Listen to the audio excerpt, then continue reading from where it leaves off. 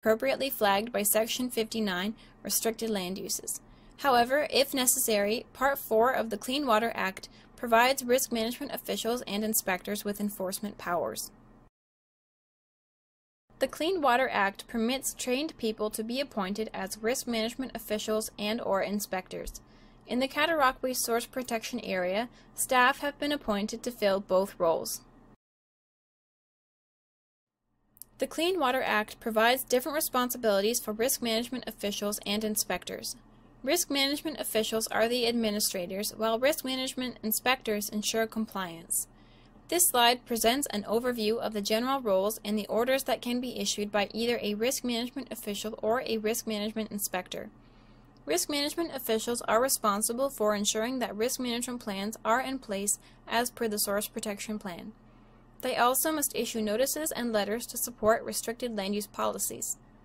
If a risk assessment is submitted under Section 60 of the Act to lower the vulnerability score of a particular area such that an activity is no longer considered significant, the risk management official must consider acceptance of this assessment. Finally, the risk management official must prepare an annual report about Part 4 implementation and submit it to the Source Protection Authority by February 1st. To support the risk management official's responsibilities, the Clean Water Act includes provisions that in order to require a disclosure report explaining a complex operation can be made to inform risk management plan content. The Act also enables risk management officials to cause work to be done to support a risk management inspector enforcement order. This means that the risk management official is performing the work necessary to comply with the order. Risk management inspectors ensure compliance with Part 4 policies. This is accomplished by performing inspections and, when necessary, by issuing orders to cease and desist an activity to comply with the prohibition, or to set out directions to achieve compliance with a risk management plan. The risk management inspector is responsible for prosecuting offenses under Part 4. Part 4 offenses include failure to comply with Section 57 prohibitions, failure to comply with Section 58 risk management plan requirements, failure to comply with a Section 63 enforcement order, failure to comply with a risk management official order to provide a report under Section 61, and obstruction or submission of false information under Sections 90 and 91. Offenses under the Clean Water Act are prosecuted under the Provincial Offenses Act. Risk management inspectors are provincial officers under the Provincial Offenses Act, and the risk management inspector may begin a prosecution under the Provincial Offenses Act if a person commits any of the listed offenses. The Clean Water Act sets out the penalties for offenses, including fines up to $25,000 a day for an individual's first offense, up to $50,000 a day for subsequent offenses, or fines up to $50,000 a day for a corporation's first offense, up to $100,000 a day for subsequent convictions.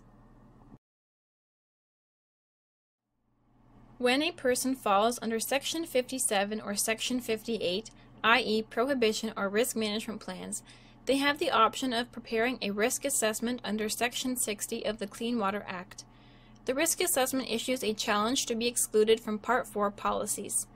This requires changing the vulnerability score of their area and proof that the proposed activity would not be a significant drinking water threat. This is a situation that could occur as the assessment report becomes outdated. The risk assessment is meant to determine whether or not the assumptions that were made in the assessment report for vulnerable areas were accurate for a specific site where an activity is occurring. The risk assessment is not questioning whether or not the activity would be a significant drinking water threat in a vulnerable area. It is verifying if a vulnerability scoring for an entire vulnerable area is applicable to a specific area, if that specific area does not have the same vulnerability characteristics as the rest of the vulnerable area.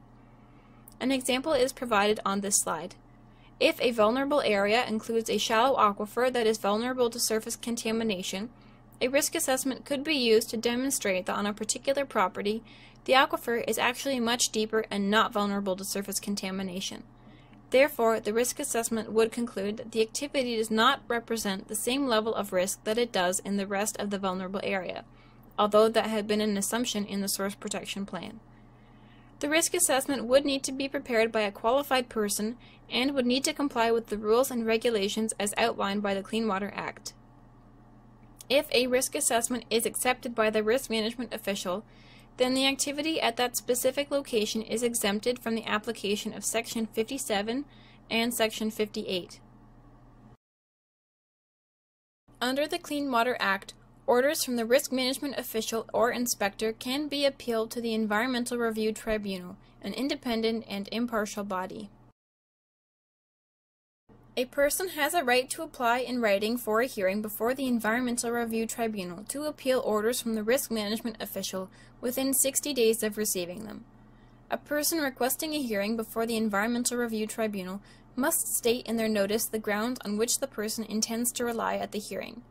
The Environmental Review Tribunal may confirm, alter, or revoke the risk management official's decision. Once the tribunal has made a decision, it cannot be appealed. All residents within 120 meters of the relevant site and all interested parties, including the municipality and the Source Protection Authority, will be given notice of the hearings. Hearings will be held within the community where the activity is taking place. Residents and interested parties can be observers or participants in the hearing. There are many resources available to you for more information about Part 4 of the Clean Water Act. These resources are all available through the Clean Water Cataraqui website. The Part 4 Primer, Interactive Maps, and Restricted Land Use Information Sheets are some of the tools that could be useful during Part 4 policy implementation, and they can all be found on the Clean Water Cataraqui website.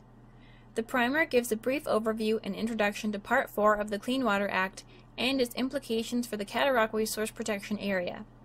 The interactive maps list specific Part 4 policies in each intake protection zone and wellhead protection area. The restricted land use information sheets are designed to be a guide for proponents and municipal planners to determine if Part 4 policies apply to a proposed activity. Other resources that will be provided in this Workshop in a Box package will be discussed at the end of this presentation. You are encouraged to contact the risk management official at the Cataraqui Region Conservation Authority whenever there are questions about a proposed development or alteration to a development, or if you have any other questions related to Part 4 policies and enforcement. Although the following ideas discussed in this section are not included in the Source Protection Plan as part of drinking water source protection in the Cataraqui Source Protection Area, it is important to understand the implications of the Cataraqui Source Protection Plan on these processes. A transport pathway is a human-made passage where water can flow on its way to a drinking water intake or well. In wellhead protection areas, examples of transport pathways include sewers, drainage ditches, utility trenches, or improperly constructed or maintained wells. In intake protection zones, examples of transport pathways include ditches, storm sewers, tile drainage, or sanitary sewers. The creation of a new transport pathway or the modification of an existing transport pathway has the potential to increase the vulnerability of an intake protection zone or wellhead protection area. Additional landowners or businesses may become subject to source protection policies as a result of an increased vulnerability score. Subsection 27.3 of Ontario Regulation 28707 under the Clean Water Act requires municipalities to notify the Source Protection Authority and the Source Protection Committee if they receive a proposal that may create a new transport pathway or modify an existing transport pathway. The Transport Pathway Notification Submission Guide, Form, and Fact Sheet are available on the Clean Water Cataraqui website under the Resources page. When providing notification of a potential transport pathway, the municipality must include the following information: the name and contact information for the person responsible for the proposal, a description of the proposal, and a description of the approvals required for the proposed activity. If the Cataraqui Source Protection Authority finds that the proposed activity may cause changes in the vulnerability of an intake protection zone or wellhead protection area, then it may make recommendations to the municipality in response to the application and/or propose an amendment to the Source Protection Plan that relates to the implementation of the proposal. It is important to note that this transport pathway notification procedure does not apply to municipal activities. Updates are being proposed to the municipal class environmental assessment to include source protection considerations. If a project is proposed in a vulnerable area and may pose a risk to drinking water, the project could be impacted by policies in the Source Protection Plan. The proposed project must take the Source Protection Plan policies into consideration during the project planning stage.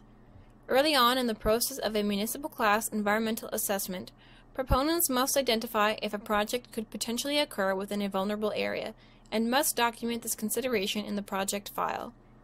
If a project is proposed that may create new or alter existing vulnerable areas, i.e. for any proposed projects that will expand the use of existing or draw on a new source of municipal residential drinking water, source protection plans will need to be updated to incorporate these vulnerable areas. New or expanded vulnerable areas could cause additional landowners or businesses to become subject to policies in the Source Protection Plan. Therefore, it is recommended that the technical work required by the Clean Water Act to identify the vulnerable area and potential drinking water threats be undertaken concurrently with the municipal class environmental assessment. This will facilitate the assessment of potential impacts and allow a more comprehensive consultation process with potentially affected stakeholders.